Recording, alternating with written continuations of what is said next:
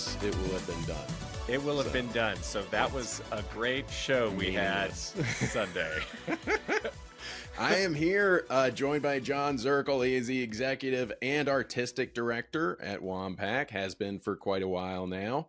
And he's joining us to preview, is this the 11th annual winter season? This is the 12th winter season. 12th. And now we call it just the 24-25 season. It's got two components to it. It's got the fall, which we're in right now, and then the winter half, which we're going to be putting tickets on sale November 1st for winter season tickets, and the fall's already up and running.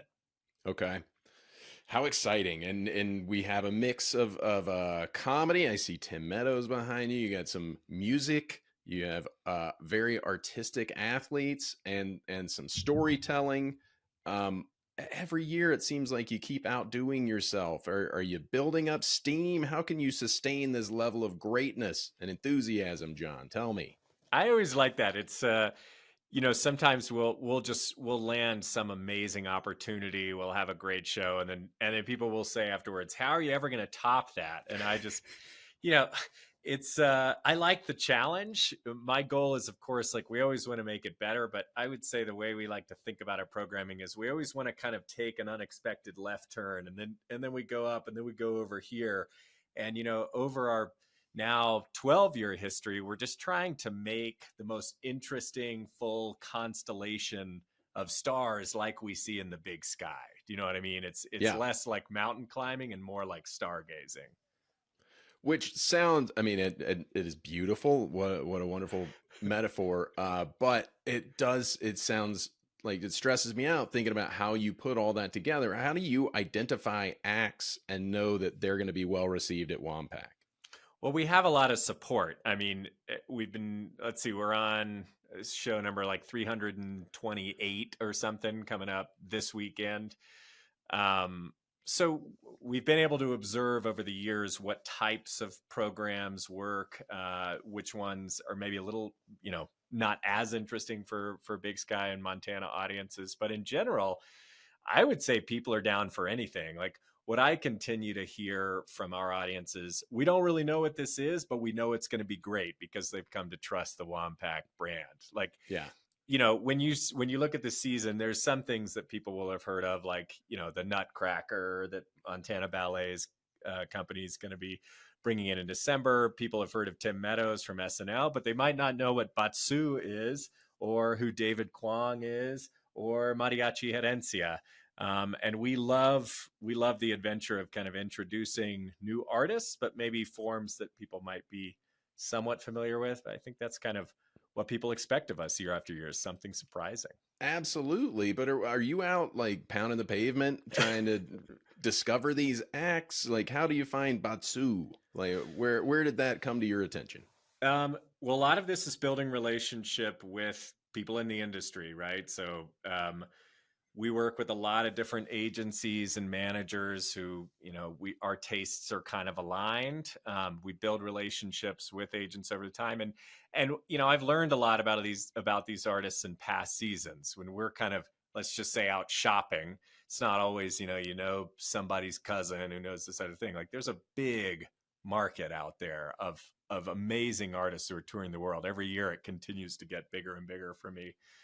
So Batsu came to us with an agency called BB Theatricals. It was they're used to producing larger theatrical touring opportunities, which can be tricky for a venue of our size. And when I was talking to one of the agents, they said, "Well, look, we have this Japanese style game show that mixes comedy with some interesting like cultural punishment things that aren't dangerous, but also really funny. I've wanted to do a game show for a long time. I've kind of had that filter. There aren't a lot of touring game shows. Not like Wheel of Fortune is just sitting around like waiting to get picked up. And there was an opportunity on February 8th. This is a show that's based in New York. They tour sometimes, but I was able to call up their manager and say, "Do you guys want to come to Montana?" And like most people, they jump at the opportunity. Everybody wants to come to Montana. And Yeah. so that's how Batsu came together. People who are going to come to that, it's a little less family friendly. Most of our shows are family friendly. That's probably not one of them. It's kind of a raucous evening, but I think that one is going to hit big with Big Sky when they think game show, comedy. That's going to be a fun night. Sounds amazing. Is it going to get messy? Do they do Yeah, messy stuff? they do. And there are volunteers from the audience, but they have to actually sign release forms beforehand, which is really fun. When I was negotiating that contract, I said, ooh, okay, it's not going to be one of those things where people raise their hands. We're going to have to isolate some people before we bring them up on stage, but super Get ahead fun. of that liability. Good for you. Well, let's focus a little bit on Huang Yi and KUKA, because I know it's a central focus, and we're going to talk shortly with one of the managers of that touring show. They're currently in America, and they'll be playing at WMPAC October 29th. So that's exciting to look forward to. Is this going to be WMPAC's first human robot dance duet? This is the first human robot dance duet at WMPAC, and I love that that's happening at show number 329. I'm always trying to find new shows that are going to feel surprising for folks, especially those who have been with us from the beginning.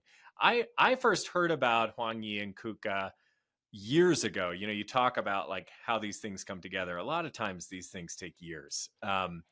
Because they're based in Taiwan. They don't tour to the US very much. And also, if they do tour to the US, it's tricky to get them over to us because they're actually traveling with a robot. It's a 700-pound KUKA robot, the orange arm. And just the logistics on getting that onto the stage is a whole thing. I got to do it next Saturday morning. So this started many years ago. I saw Huang Yi perform at a TED conference, and I thought it was one of the coolest things. This was before AI was really like a thing. And the conversation between technology and humans, and is one going to take over the other? Is it a Terminator story, or is there a way that we can really work in harmony? I thought what Huang Yi has done has really created something beautiful. It's not just like a Wall-E story where you anthropomorphize a robot and kind of make everything look friendly. I think he's actually asking a genuine question about what is the relationship between machinery and humans, and how can we work together? And he's created a show around that. It's a very complex show, but very beautifully and masterfully presented in a simple way. Yeah, and a robot that we typically see as a worker and not an artistic vessel. So some interesting layers to this. Humans have been doing the robot for decades, and now we're getting a robot to do the human. Yeah. Have you seen the show in full? I've seen it on Vimeo. I haven't had a chance to actually see the show in full in person, but I can already feel it as we're getting to know the company more. Their views, their philosophies, their discipline on how they put this together to make it work for audiences. It's tough to describe because it's so unique. What I don't expect it to be is kind of like a Star Wars C-3PO type comedic thing. The robot doesn't talk, and it doesn't look like a person. And I'm sure Min Fang, the company manager of Huang Yi and KUKA, the show, is probably going to talk about that in a little bit. But right. Well, shall we get to it? Yeah, I think we should do it. Why don't we talk to Min Fang, and we are joined by our translator. Translator Susan So, who is a teacher here at Big Sky School District, and amazing that we have a Taiwanese teacher here who was willing to send her kids down to another teacher's classroom so that she could come and do some translation and have a relaxed conversation with the company. So, all right, let's get Min Fang on the phone and get Susan situated there with you, John. All right, here we go. So we are now joined by Min Fang, and Min Fang, you are the producer for the Huang Yi and KUKA show. 所以吴小姐，你是策划这个黄一和 KUKA 的节目，对不对？你是策划人。我不是我是工作室的团队经理，那个英文是 company manager， 然后这个巡演是由我们的经纪人所串起来的。Oh, she's she's the company manager. She's Okay. not the producer. It's the show is being produced by the manager who's also a choreographer. So she's just a company manager. So they have been touring since 2012 worldwide, except for during COVID time. Oh, wow. So Okay. So they have been touring for over 10 years, more so. Very cool. Would you describe Huang Yi as a dancer who programs robots or as a robot programmer who also dances? 所以这对他来说其实是并行的。So both are important. Both are really important in his life. So he's both a programmer and a dancer. And that goes back to his childhood. He has a little bit tougher childhood where his parents are still really focusing on academics. So therefore, they were able to buy him a computer and got during junior high, and he got into computer programming throughout his academic career. But his parents, on the other hand, both of his parents were dancers with traditional dances in traditional Chinese dance, Taiwanese dances. So therefore, he was influenced by his parents. 社交舞的舞者。社交舞. So it's like so it's like mostly just like Taiwanese dances in the common areas, so it's not necessarily performing at a level, but his parents love to dance. So therefore, he was influenced by his parents, and he was definitely a good dancer and enjoyed dancing while he's doing programming. So basically, they go hand in hand, and as he grows up. I got you. There's a nice comprehensive answer. What a fun story. I know it takes a lot of work. I read that 1 minute of the dance choreography can take up to 20 hours of computer programming time. I would love to know which dance moves are the most time consuming to program. So the biggest part, the most difficult part probably will be how he started, basically in the very beginning stage where he first trying to program and figure out how to program the robot corresponding to his dance. So that will be the most difficult part. Now that it's been in the works, and he's still basically, our technology has been evolving constantly. So he is always constantly trying to figure out what is the newest, what is the most logical way to improve his robot and his dancing. So that is the part that he's always challenging himself. Very nice. All right. No, that makes total sense. And they should constantly be doing upgrades, right? On KUKA and on Huang Yi.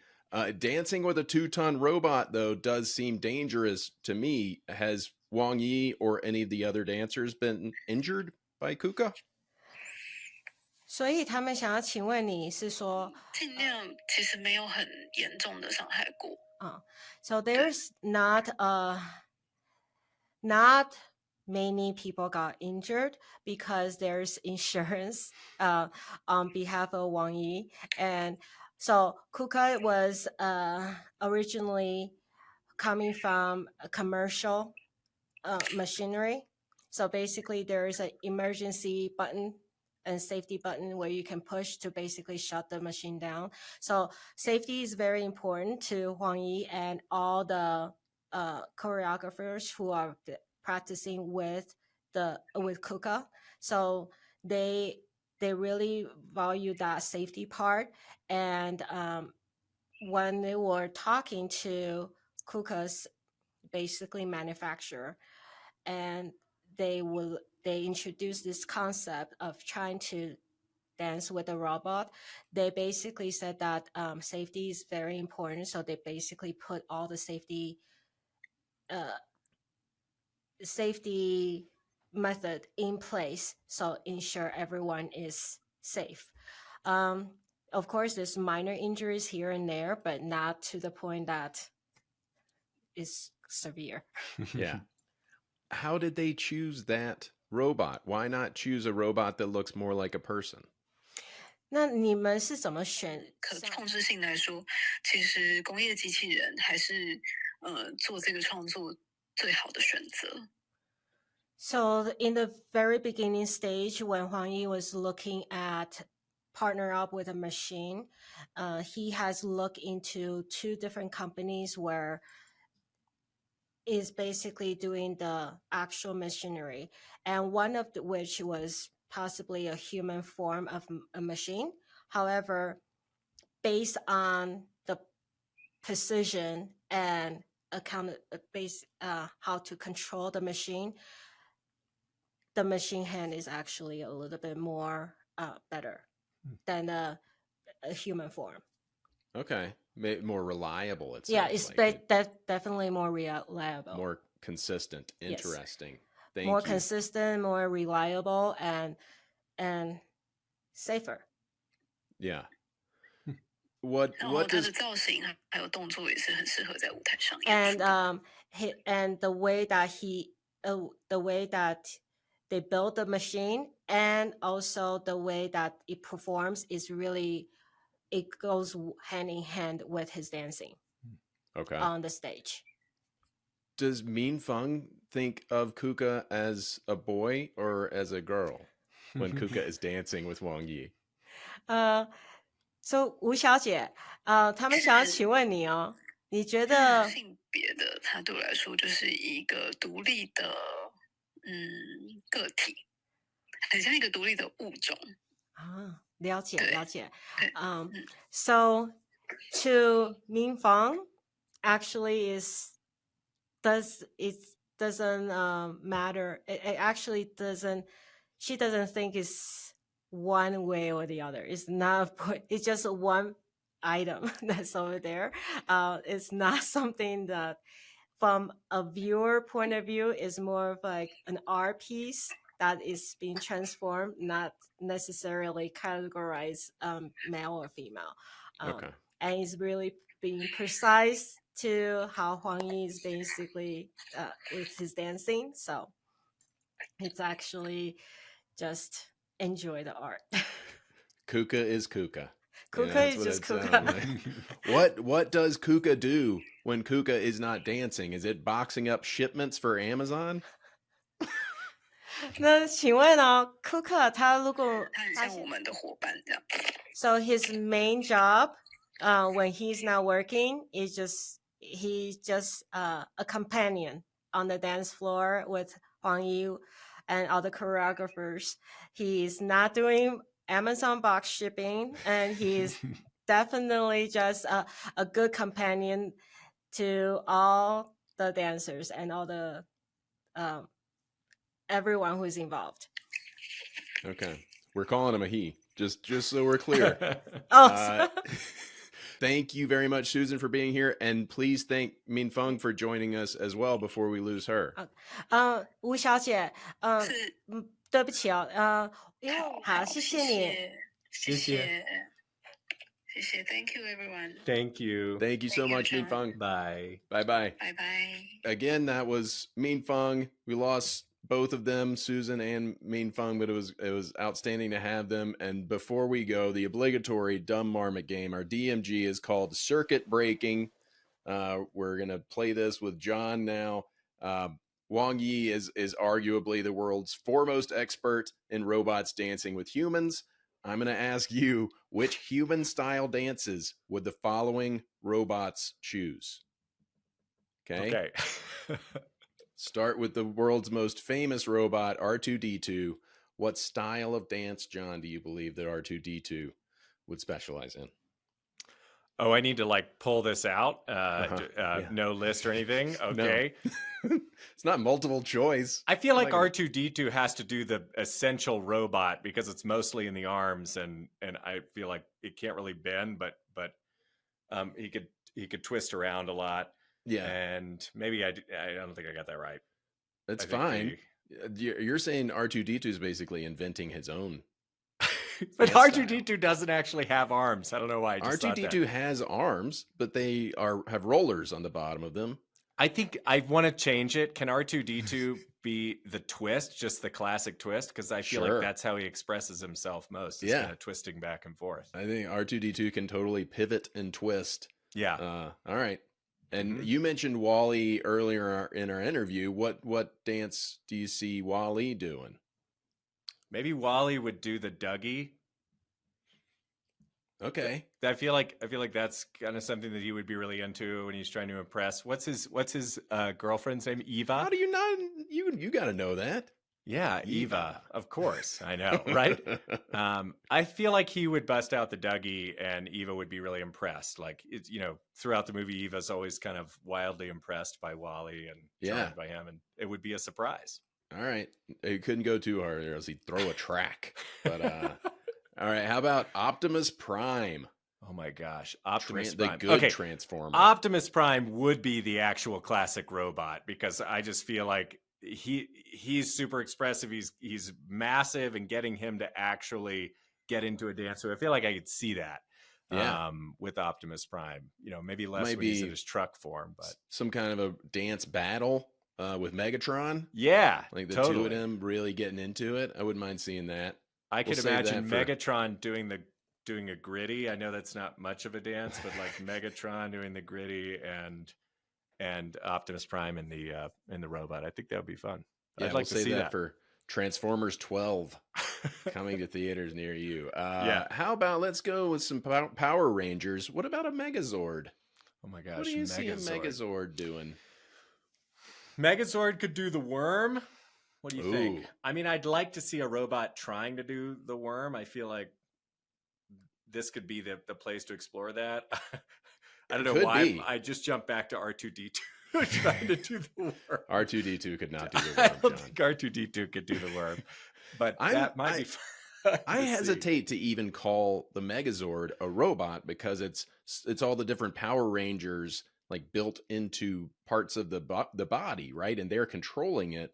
Is it a robot? I don't know. Well, it's a controversy for another day. Yeah. And Power Rangers, I don't know if I was ever convinced much on the robotics there. It was always pretty clear that it was humans in a suit. C-3PO, I thought maybe a little more convincing. That could be an actual robot. All right, the last one. How about Rosie the robot from the Jetsons? Loves to vacuum. Oh, What kind of dance is Rosie doing? I'm imagining Rosie the robot doing the kind of what is that move called with that everyone does, like the fisherman that kind of reels him in. I could imagine Rosie getting reeled in.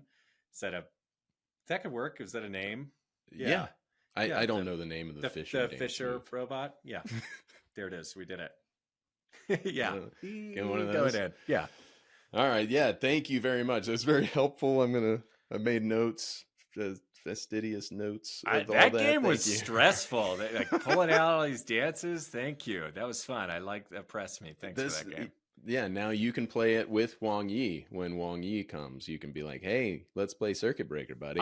I'm really interested to see how that works out. It reminds me, I'll never forget the time we played the very first game. Ski Runner Strip Club. Ski Runner Strip Club. Yeah. Yeah. Maybe. Yeah. I don't know if Huang Yi would want to play that game. Probably not. Us. I don't know. Yeah. Too suggestive. Huang Yi seems very buttoned down. Thank you, John, for being here, joining us on the Hoary Marmot, and I hope that everybody will check out WMPAC.org. Is that it? That works. Yep. All right, and go buy tickets. Check out all of the different annual season that's split into two parts. Acts who are coming to Big Sky for your entertainment. And yeah, I don't Thanks have for anything having else us. really. What do you have, John? Tickets are on sale for winter on November 1st, and fall tickets are on sale now. There we go. Thanks so much. Thank you.